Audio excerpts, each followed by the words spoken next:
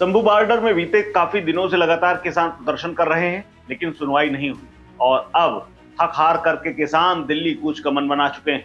इसीलिए रविवार की सुबह से किसान बड़ा मोर्चा निकालते हुए दिल्ली में घुसने की कोशिश करेंगे, जिसको लेकर के दिल्ली पुलिस और हरियाणा पुलिस ने भी तैयारियां कर रखी हैं।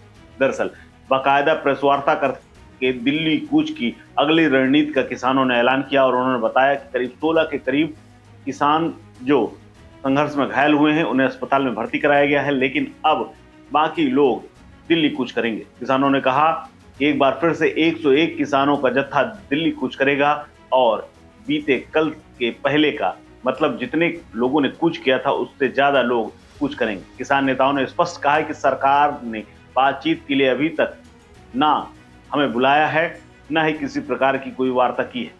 किसानों का कहना है कि सरकार ने सिर्फ एमएसपी का ऐलान किया है, एमएसपी दी नहीं है।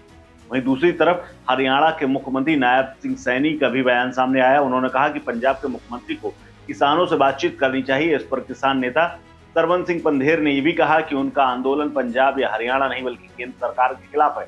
इसके अलावा इस जो बैठक में किसानों ने फैसला लिया है उसमें कहा है कि पुलिस की बर्बरता और जिस तरह से भय का माहौल बनाने की कोशिश की जा रही है उससे किसान डरे नहीं हैं।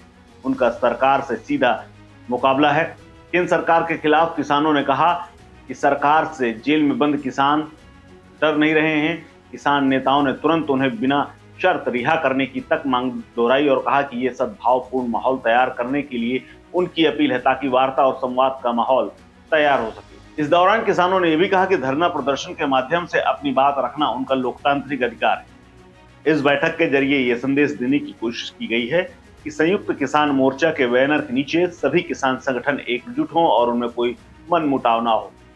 वहीं पुलिस ने अपनी ओर से पूरी तरह से सिंघू बॉर्डर और उसके आसपास की जितनी भी सीमाएं लगती हैं उनको सील कर दिया है। एक ड्रोन तस्वीर आप देख सकते हैं कि किस तरह से किसानों को रोकने के लिए पुलिस ने बंदोबस्त कर रखा है और किसानों को अंदर नहीं आने देने के उन्हें स्पष्ट निर्देश मिले हुए हैं।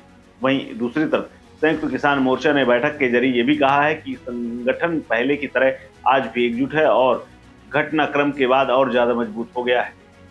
हम अपना हक लेने के लिए तत्पर हैं, हमको चाहिए एमएसपी। इसके अलावा उन्होंने कहा कि शासन प्रशासन सरकार की तरफ से कोई सकारात्मक निर्णय नहीं लिए जाने की वजह से ये स्थिति बनी है, इसलिए संयुक्त किसान मोर्चा दोबारा कोई बड़ा निर्णय लेने के लिए विवश होगा। उन्होंने कहा कि भारतीय किसान यूनियन की तरफ से कहा गया था कि कुछ किसान संगठन जो आंदोलन में अराजकता फैलाने की कोशिश कर रहे हैं उन्हें चिन्हित किया गया है। इस बयान के बाद ऐसा माना जा रहा है कि किसानों में दो गुट बन गए। इसके बाद से ही कयास लगाए जा रहे थे कि आंदोलन पूरी तरह से अब खत्म हो जाएगा, लेकिन एक बार फिर से किसान हुंकार भर रहे हैं और दिल्ली में घुसने की कोशिश करेंगे।